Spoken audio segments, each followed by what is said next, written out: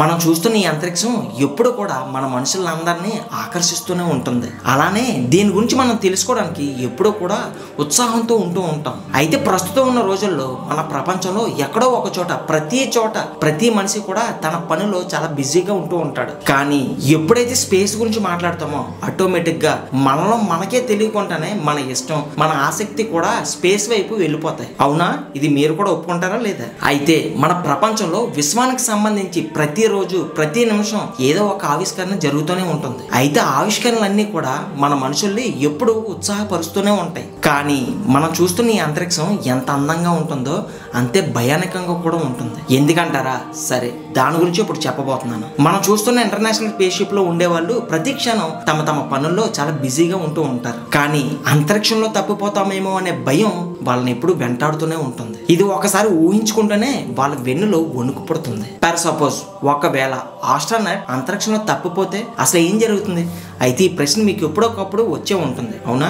అయితే ఆ ప్రశ్న గురించి ఈ రోజు మన వీడియోలో డిస్కస్ చేయబోతున్నాం. కనుక ఈ రోజు వీడియో చాలా అంటే చాలా ఇంట్రెస్టింగ్ ఉండబోతుంది. కనుక వీడియోని ఎక్కడ స్కిప్ చేయకుండా పూర్తిగా చూడండి. మరి ఇంకెందుకు ఆలస్యం, let's start your today's episode. అంతరిక్షంలో ఒంటరిగా తిరగడం అనే ఆలోచనే చాలా భయానకంగా ఉంటుంది. అయితే ఆ ఫీలింగ్ ని ఏదైనా స్పేస్ షిప్ నియంత్రించే ఆస్ట్రోనాట్లు లేదా ఇంటర్నేషనల్ స్పేస్ షిప్ లో ఉండే సైంటిస్టులు మాత్రమే అర్థం చేసుకోగలరు.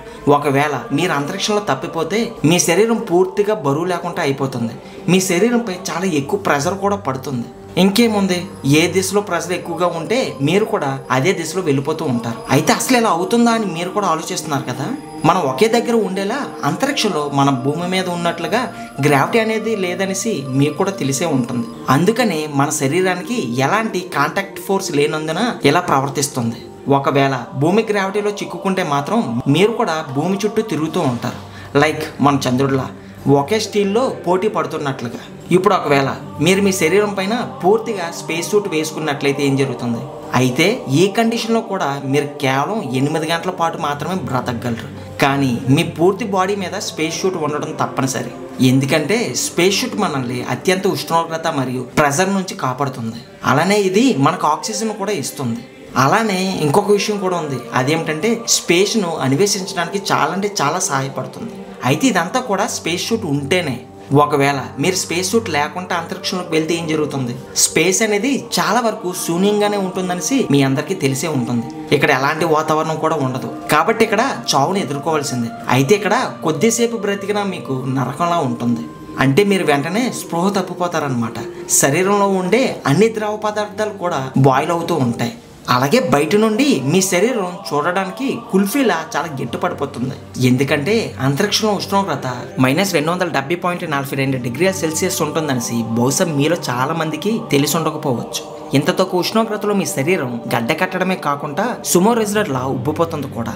మీరు మామూలు పరిమాణం కన్నా రెట్టింపు అయిపోతారు. ఈ ఆస్ట్రోనట్లు ఇంత భారీ బరువున్న స్పేస్ సూట్ ఎందుకు వేసుకుంటారు? అది వాళ్ళకి ఎంత ముఖ్యమో ఈ పాటికే మీకు అర్థమై ఉండాలి. 1960వ సంవత్సరంలో US air force pilot Joseph సెటెంగర్ ఆకాశం నుండి భూమిపైకి 31 కిలోమీటర్ల ఎత్తు నుండి దూకాడు. కానీ పారాచూట్ విప్పే సమయంలో అతని కుడి చేయి గ్లోలో ఏదో సమస్య వచ్చింది. దీంతో వెంటనే అతని చెయ్యి ఉబ్బిపోయి రెట్టింపు అయ్యింది. అంత ఎత్తు నుండి అంత వేగంగా కిందకు పడుతూ ఉంటే ఎలా బ్రతుకుతాడో అతను కూడా అర్థం కాలేదు. అదృష్టవశాత్తు అతను సేఫ్గా ల్యాండ్ అవటం, కిందనున్న భూమికి చేరుకోగానే అతని చెయ్యి బాగైపోయింది. ఆలోచించవలసిన విషయం ఏమిటంటే ఇలాంటి సంఘటన స్పేస్లో జరిగితే ఏమవుతుందని. స్పేస్ నిజంగా అంత భయంకరంగా ఉంటుందా? దీనికి సమాధానం అవుననే చెప్పాల్సి ఉంటుంది. కానీ ఇక్కడ టెన్షన్ పడాల్సిన విషయం ఏమీ లేదు. ప్రపంచంలోని సైంటిస్టులు అందరూ ఎంత ఎక్కువ సురక్షితం చేయాలనే పనిలోనే ఉన్నారు. వాళ్ళు స్పేస్ షూట్లను ఎక్కువ ఉన్నంతగా ఎక్కువ ఆధునికంగా తయారు చేస్తూ ఉన్నారు.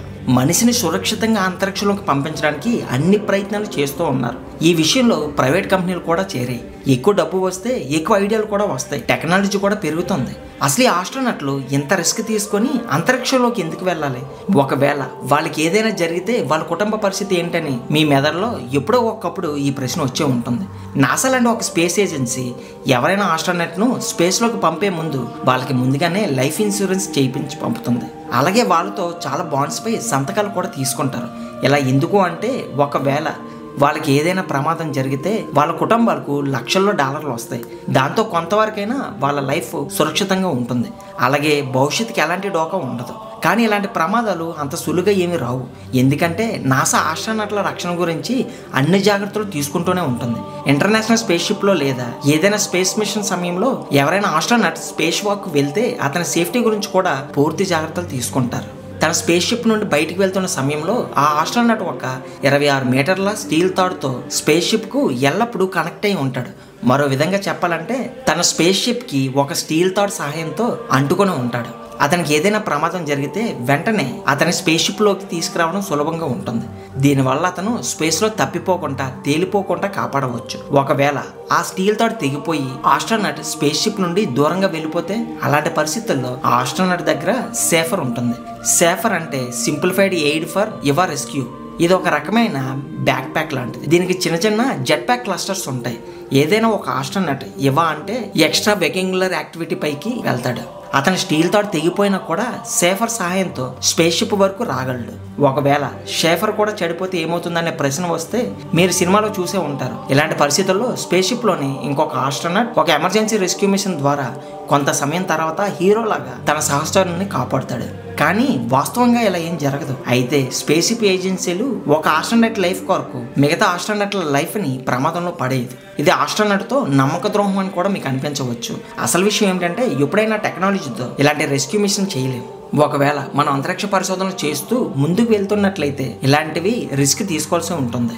భవిష్యత్తులో ఏ వ్యక్తి అయినా అంతరిక్షంలో ప్రయాణించాలంటే చాలా సురక్షితంగా సేఫ్టీగా చాలా సులువుగా వెళ్ళే టెక్నాలజీ ఇంకా డెవలప్ అవ్వాలని మనం అందరం ఆశిద్దాం. అయితే ఇదేమీ ప్రకటకల ఏమీ కాదు, ఎందుకంటే ఇది సాధ్యం కూడా కావచ్చు. అయితే ఇదంతా జరగడానికి ఎక్కువగా సమయం పడుతుందని మనం అనుకోవచ్చు. కానీ ఒక్కొక్కసారి ఒక్క సంవత్సరంలోనే మొత్తం మన ప్రపంచమే మారిపోతుంది. ఒక్కసారి ఆలోచించండి, మనలో ఎవరైనా అనుకున్నారా జియో వచ్చాక ఇండియా యొక్క టెలిరంగం ఇంతలా అభివృద్ధి చెందుతుందని? కానీ జరిగింది కదా. సేమ్ అలాగే ఇది కూడా ఎప్పుడొకప్పుడు జరగవచ్చు కాదు, జరుగుతుంది, తప్పక జరుగుతుంది. ప్రస్తుతం ఉన్న రోజుల్లో అంతరిక్షంలోకి పంపిస్తున్న ఆస్ట్రోనట్లను చాలా పూర్తిగా జాగ్రత్తతో పంపిస్తున్నానని నాసా చాలా గట్టిగా విశ్వాసంతో చెప్తుంది. అయితే మనం కూడా స్పేస్ షిప్ లో పనిచేసే ఆ ఆస్ట్రోనట్ల యొక్క ధైర్యాన్ని మనం కూడా కాపాడాలి. ఎందుకంటే వాళ్ళు కూడా సరిహద్దుల్లో ఉన్న సైనికుల వలె తమ కుటుంబాలకు దూరంగా ఉండి తమ మాతృభూమికి సేవ చేసే ఉద్దేశంతో ఎక్కడో దూరంగా ఇంటర్నేషనల్ స్పేస్ స్టేషన్ లో పనిచేస్తూ ఉన్నారు కాబట్టి. అయితే ప్రస్తుతం మనం ఇలా మాట్లాడుకుంటూనే స్పేస్ ఇన్ లాస్ట్ గురించి చాలా ముందుకు వచ్చేసాం. ముందే చెప్పాను కదా, మన అంతరిక్షం ఎలాంటిదంటే